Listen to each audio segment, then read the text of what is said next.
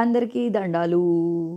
చూడండి ఎలా అయిపోయానో పోరాటం అది ఇది అని చెప్పి డార్క్ సర్కిల్స్ కూడా వచ్చేసాయి సరిగ్గా నిద్రలేక. సరే, ఈరోజు ఒక రెక్కపీత గురించి చెప్దామని వచ్చానండి. పాపం రెక్కపీత ఒక ఇంటర్వ్యూ రిలీజ్ చేసింది.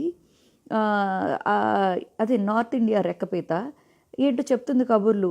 ఏంటి కోట్ల రూపాయలు పెట్టేటప్పుడంట వాడికి అర్హత ఉంటుందంట, టాలెంటెడ్ వాళ్ళని మెయింటైన్ చేసే వాళ్ళని అది ఇది అని చెప్పి. ఏమే నువ్వు నీ గడకర్ర మొహం ముంజులు ఏంటి సుంచులు పీకేసిన తాటి ముంజు మొహం ఒకటేసుకుని నువ్వు మా ఊళ్ళో ఎలా ఉంటావో తెలుసా, సైకిల్ టైర్ ఉంటుంది చూసావా, మా పిల్లలు ఆడుకుంటారు సైకిల్ టైర్లతో, అలా ఉంటావే.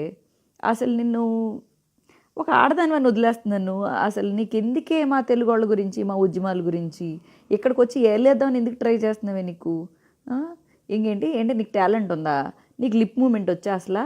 అసలు నీ మొహానికి లంగావణి వేస్తే ఎలా ఉంటావో చూసుకున్నావు నువ్వు ఒకటే చెప్తున్నా రెక్కపీత, నువ్వేదో ఆడదాను అని చెప్పేసి చాలా తక్కువగా ఇంకెందుకు చేయడం అని చెప్పేసి చాలా తక్కువ మాట్లాడుతున్నాను. మా తెలుగు అమ్మాయిలకు కానీ కోపం వచ్చిందనుకో ఇంకేం లేదు, చెప్పుల దండలు వేసేసి ఊరేగిచ్చేస్తారు నిన్ను. సో అందుకని జాగ్రత్తగా ఉండి. ఎందుకు నీకు మాట్లాడటం ఎందుకు? వాళ్ళు పోరాటం చేసుకుంటున్నారు, సక్సెస్ డిఫీటా తర్వాత మాట. నీకెందుకే? నోరు మూసుకుని కూర్చో ఇంట్లో, లేదా నీ షూటింగ్ స్పాట్లకు వచ్చి మరీ కొడతాం చెప్తున్నా.